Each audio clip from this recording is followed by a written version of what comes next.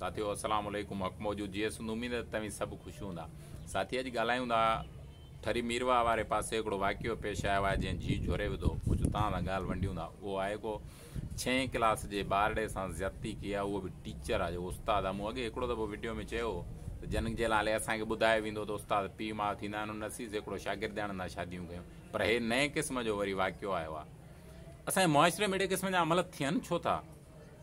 6 7 10 सालनि ॿारनि सां ज़नाउनि जा वाक़िया तव्हां सोशल मीडिया समेत मीडिया ते ॿुधा हूंदा, आम रहिया आहिनि असां वटि। हे उहो मौज़ू आहे जिनसी मिलाप जंहिं ते असां वटि ॻाल्हाए ई नथो सघिजे। असांजे समाज में त नथो ॻाल्हाए सघिजे। इहो फितरत जो वधाव आहे। जानवरनि जो जिनसी मिलाप थींदो आहे, इंसाननि जो थींदो आहे। सभिनी शयुनि जो इहा हिकिड़े क़िस्म जी समाजी ज़रूरत आहे। साइंस त इन जे लाइ केतिरो ॻाल्हायो आहे, पर असांजे समाज में इन ते नथो ॻाल्हाए सघिजे। चरसो इन्ही जे करे महांगो आहे जो बंदिश अथसि। शराब इन्ही जे करे महांगो आहे जो बंदिश अथसि। बंदूक इन्ही जे करे महांगी आहे जो बंदिश अथसि।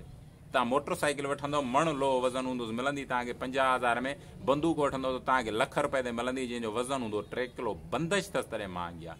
ईअं जिनसी मिलाप ते बंदिश आहे। इन करे अहिड़े क़िस्म जा वाक़िया असां वटि दरपेश अचनि था। हल कहिड़ो आहे? जेकॾहिं जेके ॻाल्हाइण नथा ॾियो उहे हिन मसइले जो हल कढी ॾियो न। कहिड़ो आहे? मासूम ॿारनि सां, उन्हनि जे ख़ानदान जे पीउ, उन्हनि जे माउ, उन्हनि सां छा गुज़रंदी हूंदी? 6 7 8 ॿारनि सां ज़बरदस्ती ज़नाऊं करे उन्हनि खे मारे फिटी करे छॾिजे हिन समाज में। इन जो हल कंहिं वटि आहे?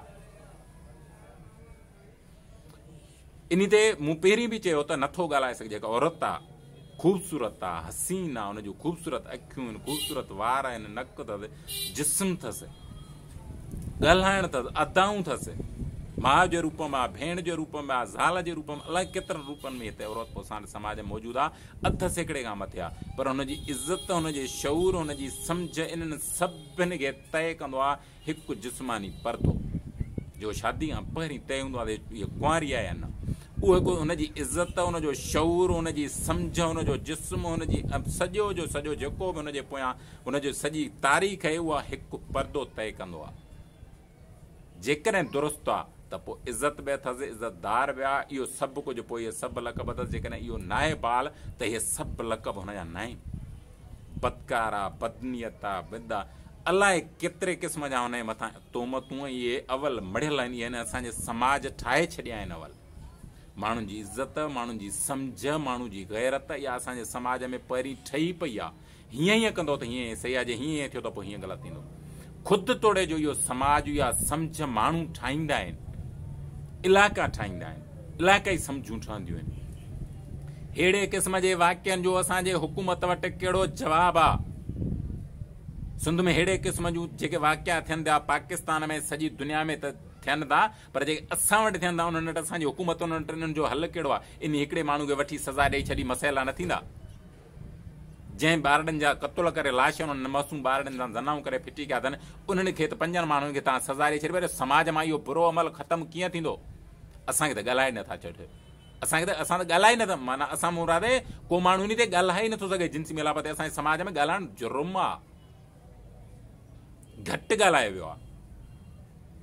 खुली त इन ते ॻाल्हाए नथो सघे। दुनिया जे सुधरियल मुल्कनि में इन ते सिख्या ॾिनी वेंदी आहे। ज़रूरत आहे जिस्मानी। काइनात सॼी में आउं चवंदो आहियां त अहिड़ो को बि मर्द न हूंदो, जेकॾहिं मर्द बि हुजे, अहिड़ी का बि औरत न हूंदी जेका औरत बि हुजे ऐं जिनसी मिलाप न कयो हुजे, सॼी ज़िंदगी गुज़ारींदे मरी वई हुजे। छो जो ज़रूरत आहे। पाणी माण्हू न पीअंदो त मरी वेंदो, बुख न कटींदो, बुख मानी न खाईंदो त मरी वेंदो। ॿियो, इन मसइले ते ॻाल्हाइण ऐं गौर करण जी ज़रूरत आहे। इन मसइले जा हल असांजे समाज में न आहिनि, पर ॿियनि समाजनि में मौजूदु आहिनि। उतां ॾिसण जी ज़रूरत आहे। उन विच में जेके रुकावटूं आहिनि, ॿुधंदड़ बि इन ते फतवाऊं जारी कंदा। छा ते था ॻाल्हायो? कहिड़ो मसइलो आहे? गौर करण जी ज़रूरत आहे। असांजे समाज जो बुरो अमल आहे। हर माण्हू आवाज़ मुंहिंजो ॿुधंदड़ हिन महिल उन 6 सालनि जे मासूम ॿार ॾे जंहिंसां ज़मा थिया, उनजे पीउ जी जॻह थी पंहिंजो पाण खे रखे, पाण सां फ़ैसिलो करे, त उनखे दर्द, उनजो अहसासु उहो सम्झ में ईंदो। इहो जेको सॼे असांजे समाज में हिन किनी भूमि वारे हे जेको विचड़ी पई आहे बीमारियुनि जो हल हुजे न, हल कढिजे न। छो नथो निकिरे? हल आहे, पर मूं पहिरीं चयो त हिन ते बंदिश आहे।